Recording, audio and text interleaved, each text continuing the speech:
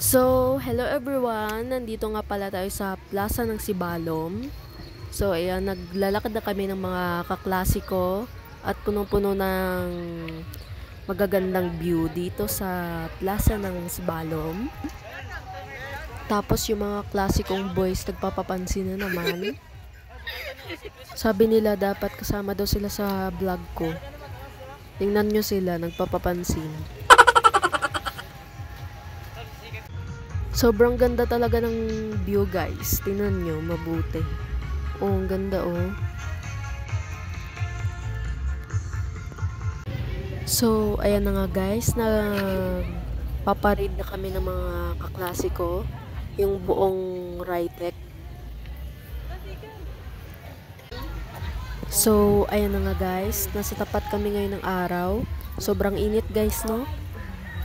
Tapos yung mga klasiko, wala man lang payong. Kasi naiwan ko sa bahay. Nakakaawa naman yung mga HE2ME, yung section namin, nainitan. Tapos ang harot pa.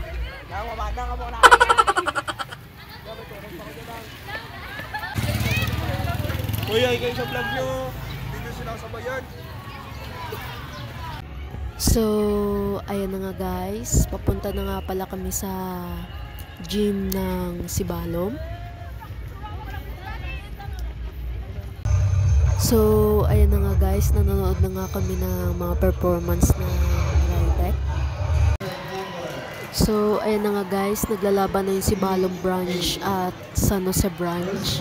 Sino kaya mananalo dito? Sa basketball.